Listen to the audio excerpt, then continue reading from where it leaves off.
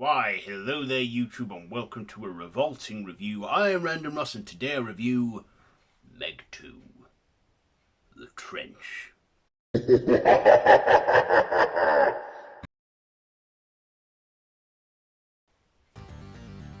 So this is directed by Ben Weekly, starring of course Jason Statham, Wu Jing, Sophia Cal, Paige Kennedy, Sergio Perish, Mencheta, Skylar Samuels, and Cliff Curtis.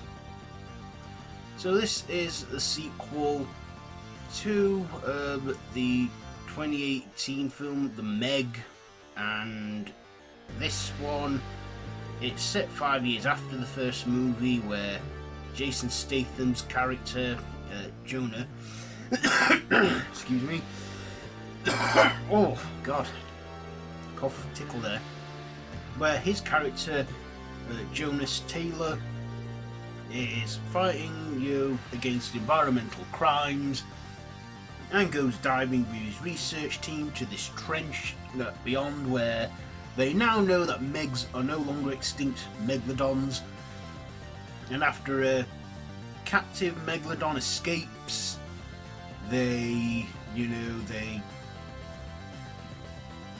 make their way down to this trench, and of course we see that it's mating season for the Megs, and not only that, we find that there is another corporation that are corrupt and actually want to use these resources to profit and make money and not care what happens to the world.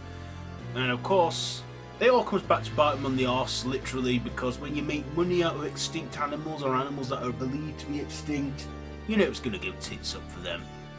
And of course, three Megs get out and about. One of them, which is the tame Meg, is on the loose as well. And we see... Give me a minute. And we see,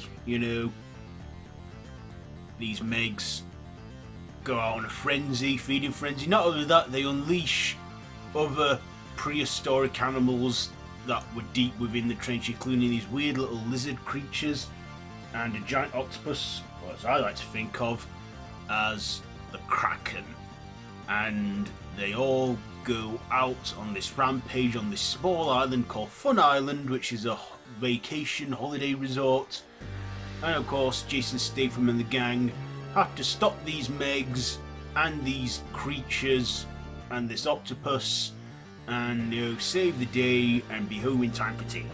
So that's the story there. So what did I like about this? Well, I thought, this being a sequel, I wasn't expecting it to be as good as the first movie. In fact, the first movie was a bit of a B-movie sort of film, and it was a good popcorn flick. This one, I think it was the same. We got more Megs in this one, and we got more action.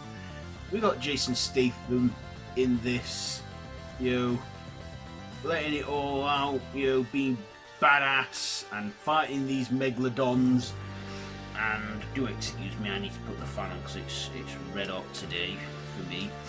Yeah, I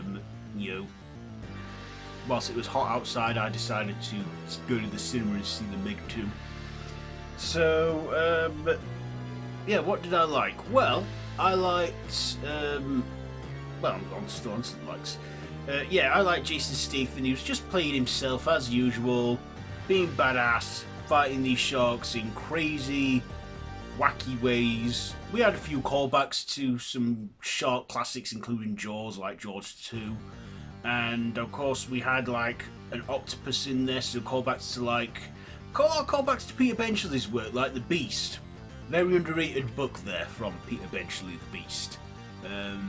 So yeah, I was thinking this is more like a fancier version, a better version of the B-movie film Mega Shark vs Giant Octopus, which is that one with Deborah Gibson, which I've seen, because we did get that. We did get a scene where a Megalodon and a Kraken were fighting. That's why I like to call it Giant Octopus the Kraken, because that's what it was like. But yeah, we got a lot of B-movie cheese in this. A lot of B-movie cheese and a lot of tackiness and a lot of, just... I mean, this was not a brilliant film, but it was watchable. It was fun.